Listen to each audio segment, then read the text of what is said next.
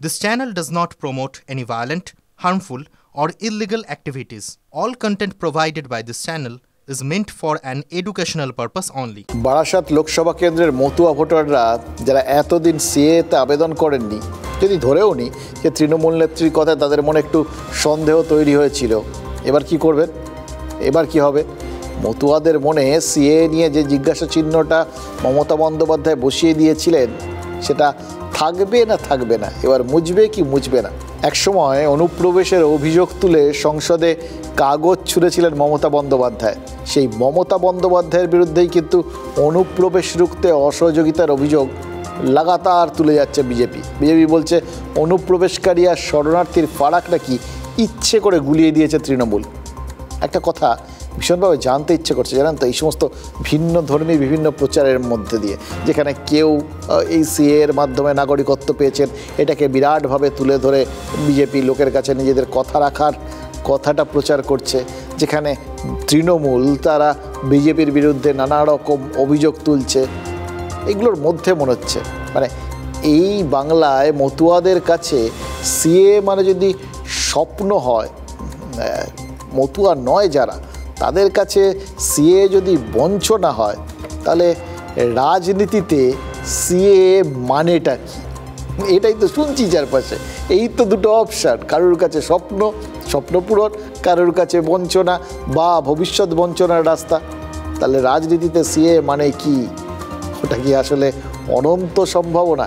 যে যার মতো করে সিএকে ব্যাখ্যা করার সুযোগ যে দিক থেকে যে এখন দেখাবেন, এবং যে যেভাবে ব্যাখ্যা করতে পারবেন, যতটা শক্তভাবে ব্যাখ্যা করতে পারবেন যে তার তত লাভ, সেই দৃষ্টিহীনদের হাতি দেখার মতো করে আজকের পরেও সেই সুযোগ কতটা থাকবে বা কতটা বদলাবে, সেটা কিন্তু একটা বড় প্রশ্ন হয়ে দাঁড়ালো। মনে রাখতে হবে, সিএ শুধু বাংলাদেশ থেকে আসা নমশূদ্র মতুয়াদের ইস্যু নয়, 5টা লোকসভার বিষয় নয়, রাজনৈতিক দলগুলোর প্রচারের গুণে সিএ গোটা বাংলার ইস্যু। উত্তরবঙ্গ, দক্ষিণবঙ্গ, বারেন্দ্রভূমি, রাঢ়বঙ্গ, কামতাপুরী, জঙ্গলমহল, কোথায় নেই। আজ থেকে আবার সব জায়গায় আলোচনায় কিন্তু সিএ চলে এলো।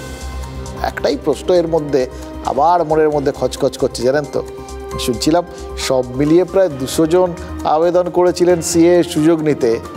বিরাট সংখ্যা অবশ্যই নয়, কিন্তু তার মধ্যেও নাগরিকত্ব পেয়েছেন বলে শুনছি মাত্র 8 জন।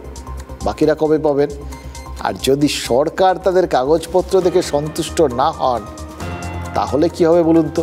ফেটে গেল, ভেসে গেল কালীরামের ঢোল। তো মুখ্যমন্ত্রীর ঢোল ফেটে গেল, নাগরিকত্ব পেলেও মানুষ আবার পাবে নাগরিকত্ব, কারো কোনো ক্ষতি হবে না এর ফলে। এটা নাগরিকত্ব দেবার আইন, নাগরিকত্ব ছিনিয়ে নেওয়ার আইন নয়। এর আগে তারা সস্তার চটকদারি রাজনীতি করছেন। যদি নিঃশর্ত নাগরিকত্ব দেওয়ার কথা হতো সেটা আলাদা, তা না হলে এই নাগরিকত্ব দেওয়ার প্রক্রিয়াকে আমরা বিরোধিতা করেছি, কারণ আমরা মনে করি যারা দীর্ঘদিন ধরে ভারতবর্ষে আছে, ভোটাধিকার প্রয়োগ করে রাজ্য সরকার, কেন্দ্রীয় সরকার নির্বাচন করেছে, সব রকম সুযোগ সুবিধা ভোগ করেছে, নতুন করে তাদের নাগরিকত্ব দেওয়ার কোনো প্রশ্ন ওঠে না। কারো আধার কার্ড বাতিল হয়নি, কারো ভোটার কার্ড বাতিল হয়নি, আগামী দিনেও হবে না। অতএব মুখ্যমন্ত্রী যে মিথ্যে কথা বলছিলেন, আটকাবো না, আটকে দেবো, অমুক করবো, এরকম মুখ্যমন্ত্রী আমরা কম দেখেছি। সংবিধানই পড়েনি। এসব প্রচার করো না, এগুলো অপপ্রচার। আইন পাস হচ্ছে 2019-এ, তারপরে রুলস ফ্রেম করতে 4 বছর লাগলো, 5 বছর। আর তারপর এখন কি বলছে 14 জনকে দিয়েছি, তার মধ্যে কজন বাংলাদেশের থেকে আসা। লোকসভা ভোটের ঠিক আগে তাকে বার করতে হলে কেন? আরো কথা, ঠিক পশ্চিমবঙ্গের শেষ দফা নির্বাচনের আগে তাকে প্রকাশ করতে হলে কেন? আরো কথা, নির্বাচনের শেষ দফার সময় যে সমস্ত এলাকায় মতুয়া সম্প্রদায় বাস করে, ঠিক সেখানে নির্বাচন শেষ পর্যায়ে, আর ঠিক তার আগেই এই 8 জনের নাম বার করে কাকে খুশি করে কাকে বোকা বানাতে চাইছে বাংলার মানুষ সহজেই বুঝতে পারছে।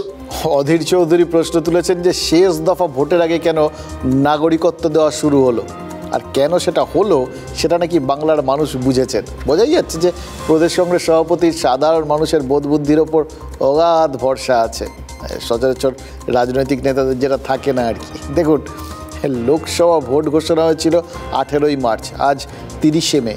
আজই লোকসভা ভোটের প্রচারটা শেষ হলো। প্রায় 2.5 মাস ধরে চলল প্রচার। সব রাজনৈতিক দল যে যার মতো করে ভোটারদের বোঝালেন।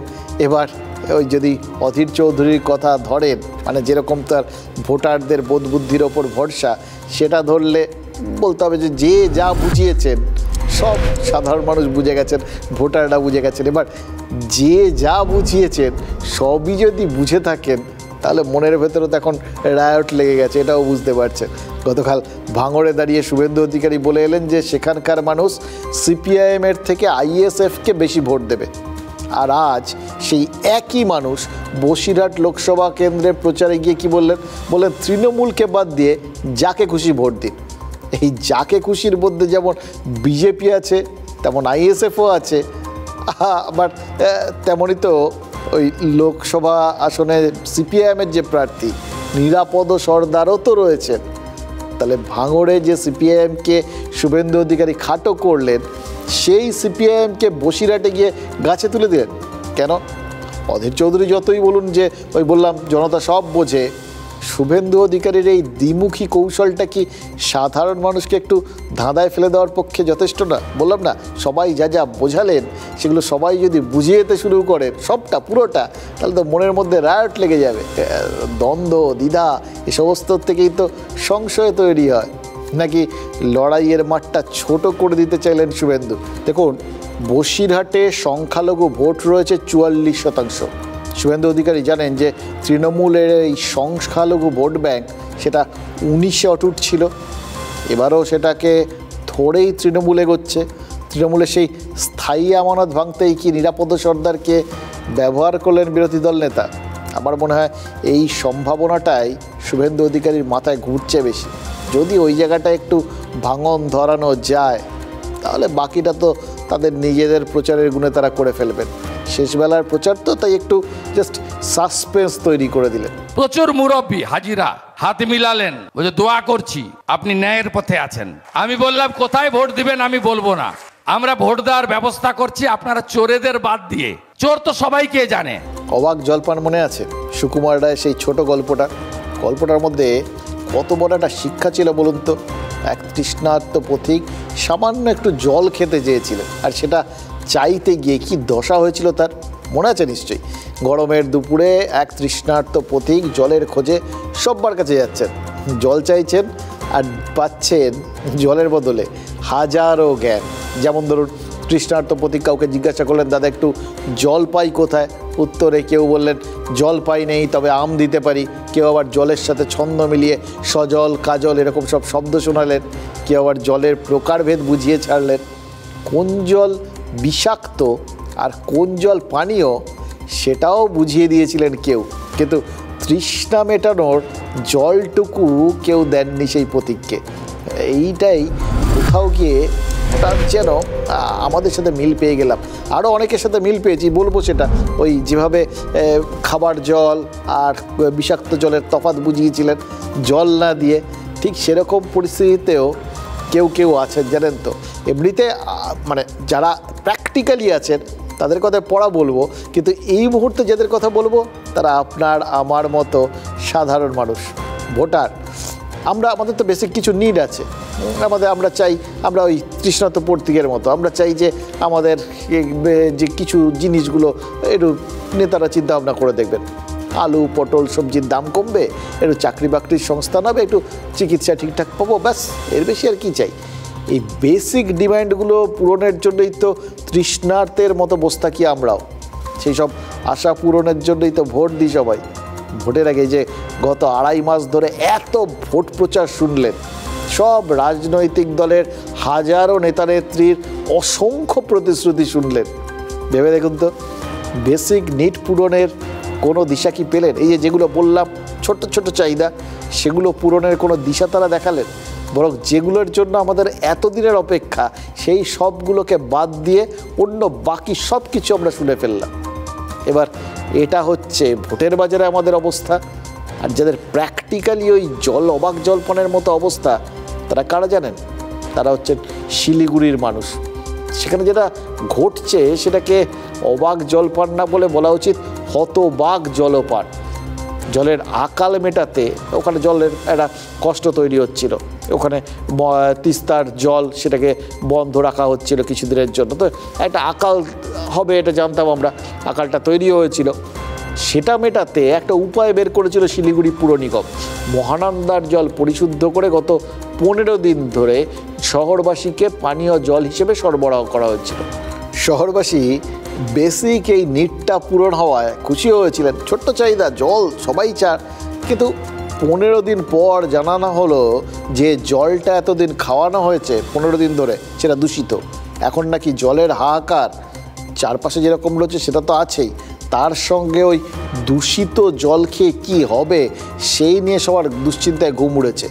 কোনটা নিয়ে নাগরিকরা এখন বেশি ভাববেন বলুন তো? জল হিসেবে এই জলটা মানুষ ব্যবহার না। শিলিগুড়িবাসী বলতেই পারেন এও যেন এক অবাক জলপান, হতবাক জলপানও বলতে পারেন অনেকে। গজলডোবায় তিস্তার বাঁধ মেরামত শুরু হয়েছে মে মাসের মাঝামাঝি সময় থেকে। শিলিগুড়িবাসীর পানীয় জলের সাপ্লাই লাইন এই তিস্তা নদীর জল, তাই পানীয় জলের হাহাকার রুখতে শিলিগুড়ি পুর নিগমের তরফ থেকে আগেভাগে ব্যবস্থা নেওয়া হয়। তিস্তার পরিবর্তে মহানন্দার জল পরিশোধন করে বাড়ি বাড়ি পানীয় জল সরবরাহ করা হয়। গত 2 সপ্তাহ ধরে সেই জল পান করার পর শিলিগুড়ির মেয়র জানান জল দূষিত, পান করা চলবে না। আমাদের যে জল আমরা পুরসভা থেকে বাড়িতে বাড়িতে যে জলের যে সিস্টেম যাওয়ার, সেই সিস্টেমে অন্যান্য কাজ করুক, কিন্তু এটা পানীয় জল হিসেবে এই জলটা মানুষ ব্যবহার না। গত 15-16 দিন ধরে তাহলে শিলিগুড়ির মানুষ দূষিত জল মানে প্রায় বিষযুক্ত জল খেলে না পরীক্ষা করেই এই জল মানুষকে খাওয়ানো হলো। তার মানে শিলিগুড়ি মিউনিসিপ্যাল কর্পোরেশন প্রায় দূষিত জলের নামে বিষ জল পান করালেন শিলিগুড়ি শহরবাসী। এর জন্য দায়ী কে? জলের নমুনা কলকাতায় পাঠানো হয়েছিল, সেখানেই জানা গেছে জল পানযোগ্য নয়। তাহলে নমুনার রিপোর্ট না পেয়েই কোন যুক্তিতে গোটা শহরকে দূষিত জল খাওয়ানো হলো? পেটে ব্যথায় হাসপাতালে দৌড়চ্ছেন অনেকেই। পেটে ব্যথা, শুধু পেটে ব্যথাই হচ্ছে? হ্যাঁ। কবে থেকে? 2 সপ্তাহ ধরে। আগে কোনোদিন পেটে ব্যথা হতো না? ওরকম হয়নি, এখন যেরকম হচ্ছে। ডাক্তার দেখিয়েছেন? দেখাইছি, তারপরে ওষুধ দিয়েছে। এদিন মেয়রের পথ আটকে প্রতিবাদ দেখিয়েছে বাম ও এসইউসিআই। আজকে সঙ্গত কারণে শিলিগুড়িবাসী তারা জল চাইতে এখানে এসছে, কোনো রাজনীতি করতে আসেনি। এবং এই বিক্ষোভটা সঙ্গত মানুষকে কিভাবে আশ্বাসন দিয়ে বিষাক্ত জল পান করিয়েছে, তাহলে বিষাক্ত জল পান করাবার জন্য এটা সম্পূর্ণভাবে শাস্তিযোগ্য একটা অপরাধ। পরিস্থিতি তো একটা এমার্জেন্সি সিচুয়েশানে হয়েছে, পরিস্থিতির জন্য তো কেউ দায়ী না প্রকৃতির সাথে।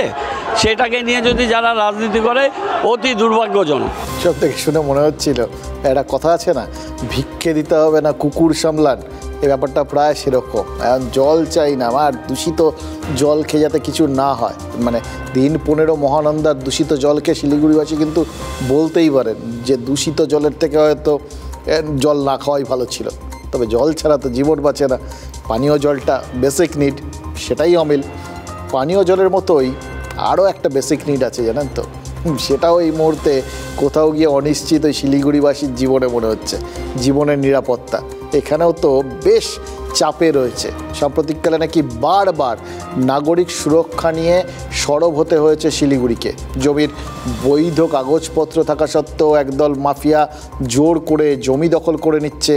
সেই কেজিএফ গ্যাংয়ের কাণ্ড কারখানা তো আমরা দেখেছিলাম, আপনাদের দেখিয়েছিলাম, যে ভারত সেবাশ্রম সংঘের জমি দখল নিয়ে রাজ্য রাজনীতি পর্যন্ত তখন উত্তাল হয়ে উঠেছিল। সবার আগে আমরা TV9 বাংলা সেই খবর তুলে ধরেছিলাম। সেই খবরে প্রশাসনের ঘুম কি ভেঙেছে? ঘুম যে পুরোপুরি ভাঙেনি তা কিন্তু আজ আবারও প্রমাণিত হলো। জমি মাফিয়াদের দৌরাত্ম্যে অতিষ্ঠ হয়ে একদল মানুষ আজ জাতীয় সড়ক অবরোধ করলেন। এই অবরোধে না তীর ধনুক এই সমস্ত হাতে স্থানীয়দের অনেককে দেখা গেল। ফাঁসি দেওয়ায় যারা অবরোধটা করলেন তারা কিন্তু আদিবাসী সম্প্রদায়ের। বিক্ষোভটা আজকের মতো ঠাকানো গেলেও অ্যালার্মের শব্দটা কি শুনতে পেল প্রশাসন? ভোটের শেষ বেলায় এই সমস্ত নাগরিক কোলাহল, এটা কি ভালো লাগবে রাজনৈতিক নেতাদের? আবার বলা যায় না কে কীরকমভাবে এই বিষয়গুলোকে দেখেন। তবে হ্যাঁ, এই ধরনের যাবতীয় নাগরিক কোলাহল থেকে এখন অনেক দূরে চলে গেছেন আমাদের প্রধানমন্ত্রী। আজ থেকে ওই কন্যাকুমারীর বিবেকানন্দ রকে ধ্যানে বসে পড়েছেন নরেন্দ্র মোদী। রাজনীতি থেকে অনেকটা দূরে রয়েছেন। কিন্তু যে কথায় আছে না, কমলিকে ছাড়তে চাইলেও কমলি কিছুতেই ছাড়ে না, সেরকমই নরেন্দ্র মোদী রাজনীতি থেকে দূরে গেলেও রাজনীতি কিছুতেই তাকে ছাড়ছে না, একদম কাঁঠালের আটা। মমতা বন্দ্যোপাধ্যায়ের মতো বিরোধী নেতা নেত্রীরা একদম ঝাঁপিয়ে পড়ে এই গোটা ব্যাপারটায় রাজনীতি লেপে দিচ্ছেন। তারা বলছেন শেষ দফা প্রচারের আগে প্রচারের আলো কেড়ে নিতেই নাকি প্রধানমন্ত্রী ধ্যানে বসেছেন। চেয়ারের একটা সাংবিধানিক নীতি আছে, চেয়ারের একটা দাম আছে, সেই চেয়ারটাকে কেউ কেয়ার না করে আবার দেখবেন প্রতিবার ইলেকশনের আগে ওই কোথাও না কোথাও গিয়ে বসে পড়ে আর 48 ঘন্টা পাবলিসিটি খায়, যেটা 48 ঘন্টা সব পাবলিসিটি বন্ধ। আজ সন্ধ্যে 6টা থেকে পরশুদিন ইলেকশন চলা পর্যন্ত। তাহলে আপনি ধ্যান করবেন, ধ্যান করুন কিনা, কেউ তো বারণ করেনি, ক্যামেরা সাথে নিয়ে কেন? হিংসা, পরশ্রীকাতরতা, মমতা ব্যানার্জির একটা মারাত্মক রিপু কাজ করে, আমার সঙ্গেও করতেন হিংসা রিপু। এই হিংসা রিপু ওনার পতনের সবচেয়ে বড় কারণ। কত বড় দেখেছেন ভোটের সময় কেদারনাথের গুহায় ঢুকে গেল, 3 দিন রেস্ট নিল, ট্যুর করলো। কেদারনাথের মন্দির ঘরে ধ্যান করেছে না বান করেছে আপনিও জানেন না, আমিও জানি না। আবার মোদী বিবেকানন্দ রকে ধ্যান করতে যাচ্ছে, সেটা ধ্যান না বান আমরা জানি না। উনি আগে একটা গুহা বেছে নিন, আর নাহলে ফকিরের ঝোলা তুলে নিন। মোদীকে প্রধানমন্ত্রী হতে হচ্ছে না, উনি এখন ওই জন্য ধ্যানের প্র্যাকটিস করছেন। বিভিন্ন রকম সবাই ব্যাখ্যা ট্যাখ্যা করছেন। ওই মাঝখানে শুভেন্দু অধিকারী তো আবার ওই কোথাও গিয়ে নিজেকে এবং প্রধানমন্ত্রীকে এক আসনে বসিয়ে দিলেন, মানে দুজনেই তারা যে মমতা বন্দ্যোপাধ্যায়ের হিংসার পাত্র সেটা বললেন আর কি, তাহলে তো একই হয়ে গেল। যাই হোক, গোটা ব্যাপারটার মধ্যে না একটা জিনিস মনে হচ্ছিল কোথাও গিয়ে, এই যে মানে এতদিন বাংময় মোদী তিনি যে প্রচার চালিয়েছেন তার থেকেও কি বাকহীন মোদী, ধ্যানমগ্ন মোদীকে অনেক বড় প্রচারক বলে মনে করছেন, তার এফেক্টটা অনেক বড় হবে বলে মনে করছেন? তাহলে এত প্রতিক্রিয়া কেন? মানে বিরোধীরা হয়তো ভাবছেন যে একটা ভালো ছবি, এটা বলা হয় জানেন তো, আমরা যখন প্রিন্টে কাজ করতাম তখন এগুলো ছবিগুলোকে আমরা ভীষণ গুরুত্ব দিতাম, বলতাম এটা ছবি, সেই ছবিটা কিন্তু 1000 শব্দের সমান। তাই মুখে শব্দ না করলেও শেষ দফা ভোটের আগে ধ্যানমগ্ন প্রধানমন্ত্রীর ছবি যে এরকম প্রভাব ফেলবে সেটা কোথাও গিয়ে মনে হচ্ছে ভাবনা চিন্তার মধ্যে নিয়ে চলে এসছেন বিরোধীরা। তারা হয়তো ভাবছেন যে এই ধ্যানমগ্ন ছবি 1000টা কথা খরচ করলেও হতো না, নাকি মমতা বন্দ্যোপাধ্যায় ভাবছেন প্রচারের শেষ বেলায় এমন একটা মাস্টার স্ট্রোক দিলেন নরেন্দ্র মোদী যেটা তিনি কোথাও গিয়ে কাউন্টার করার সুযোগ পাচ্ছেন না। প্রধানমন্ত্রী যেখানে সভা করেছেন বা যেখানে রোড শো করেছেন, প্রায় প্রত্যেকটা জায়গায় কিন্তু মুখ্যমন্ত্রী গেছেন, কিন্তু সেখানে গিয়ে মানে মনে হচ্ছিল যেন সেটাকে মুছে দেওয়ার চেষ্টা করছেন। কিন্তু কন্যাকুমারীটা সেটা তো বাদ রয়ে গেল। চাইলে তিনি সেখানে পরে যেতেই পারেন, কিন্তু ততদিনে তো শেষ দফার ভোটটা হয়ে যাবে। কী হবে, ভোটের যে ইম্প্যাক্ট সেটাকে তো আর ছোঁয়া যাবে না। তাই কি নরেন্দ্র মোদীর এই ধ্যানে বসায় মমতা বন্দ্যোপাধ্যায় এতটা রেগে গেছেন? তাহলে এমনিতে কিন্তু শেষবেলার প্রচারে বেশ খোশ মেজাজে ছিলেন মুখ্যমন্ত্রী। দক্ষিণ কলকাতার পদযাত্রা শেষে নাচের তালে পা মিলিয়েছেন, ধামসা বাজিয়েছেন। 2.5 মাস টানা পরিশ্রম তো, তারপর এই রকম একটু হালকা মেজাজে থাকা ভালোই শেখাটা। এক্ষেত্রে যেমন আমরা শুভেন্দু অধিকারীকেও দেখলাম, টানা এতদিন প্রচারের পর এত গলা শির ফুরিয়ে চিৎকার চেঁচামেচি তোপ দাগার পর তিনি এবার বসিরহাটে গিয়ে গান গেয়েছেন। এবার গোটা ব্যাপারটা খুব ইন্টারেস্টিং, কিন্তু ভোটের প্রচারের শেষ বেলায় নাচ গান ধ্যান সবই দেখে ফেললাম আমরা। এবার কোনটা বেশি কাজে লাগবে সেটা তো ওই 4 তারিখের পর বোঝা যাবে।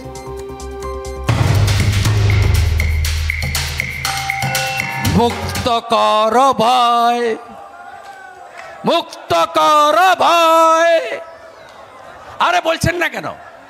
মুক্ত কর ভয়, মুক্ত কর ভয়, আপন মাঝে নিজেকে ধরো, নিজেকে করো জয়।